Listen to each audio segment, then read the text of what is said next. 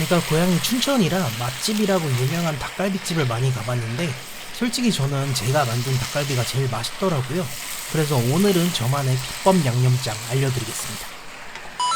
먼저 화면에 나오는 메인 재료들을 준비해주세요. 야채 손질부터 할게요. 양배추는 반통, 가로 2cm 정도로 잘라주세요.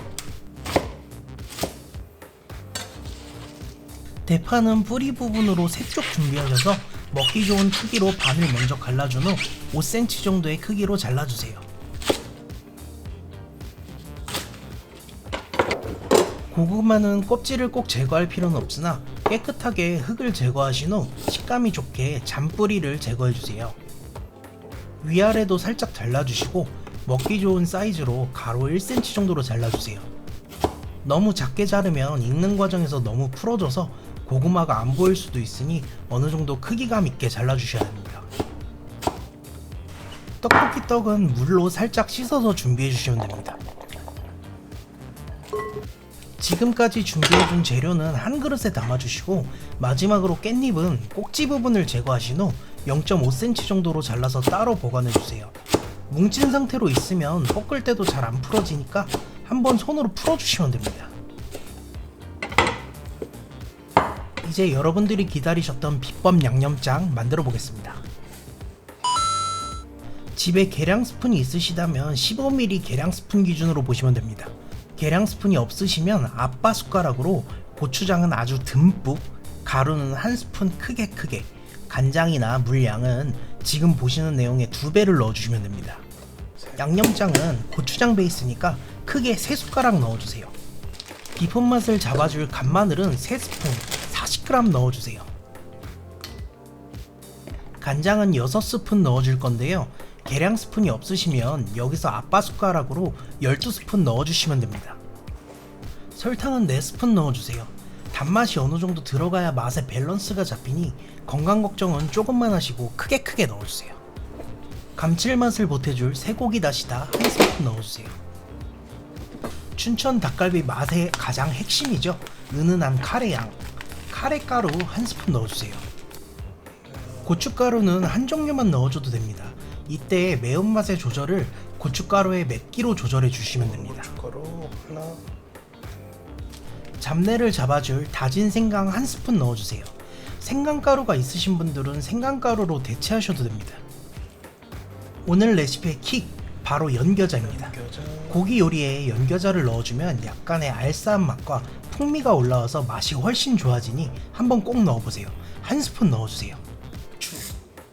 마지막으로 후추 반 스푼 정도 넣어서 잘 저어주시면 완성입니다. 보기 편하시라고 양념장 정리 한번 해드릴게요. 준비된 양념장에 닭다리살 전육 1kg을 잘 버무려서 준비해주시면 모든 준비는 끝났습니다. 속까지 맛이 잘 뵐 수 있게 냉장고에서 숙성을 시켜줘도 좋지만 바로 드셔도 괜찮으니 저는 바로 조리까지 시작해보겠습니다. 저는 닭갈비판이 있어서 사용했지만 없으실 때는 그냥 궁중웍이나 넓은 냄비 이용하시면 되니까 걱정하지 마세요. 먼저 기름을 넉넉히 둘러주신 후 야채를 올려주세요. 그 위로 양념된 닭갈비를 올려주세요. 양념이 좀 남아있을 텐데 조리가 완성된 후 맛을 보시고 더 강한 맛을 원하시면 그때 추가로 넣어서 좀 더 볶아주시면 됩니다. 중약불로 불을 올려주신 후 통으로 들어간 닭갈비를 가위로 먹기 좋은 크기로 잘라주세요. 열심히 가위질을 하는 사이 아래 깔려있는 야채들에서 맛있는 채즙들이 나올 겁니다.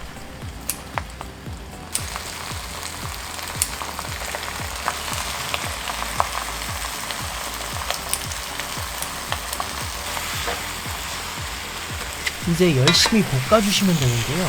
여기서 빨리 익히기 위한 방법으로 불이 강한 가운데 부분을 탑처럼 쌓아주시고 그 안에 내용물들이 스팀이 되어 쪄질 수 있게 해주세요.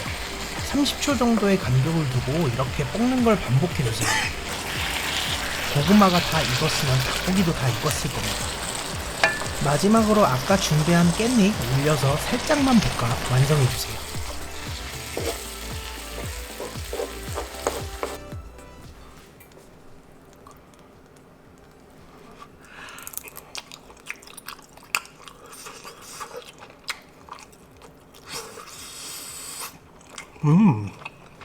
요즘 양배추 가격이 한 통에 9,000원이나 해서 닭갈비가 아니라 양배추갈비라고 이름을 바꿔야 하는 게 아닌가 싶긴 한데요.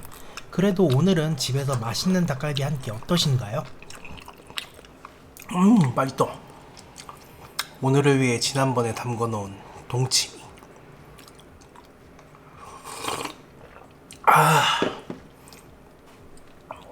여기가 춘천이네.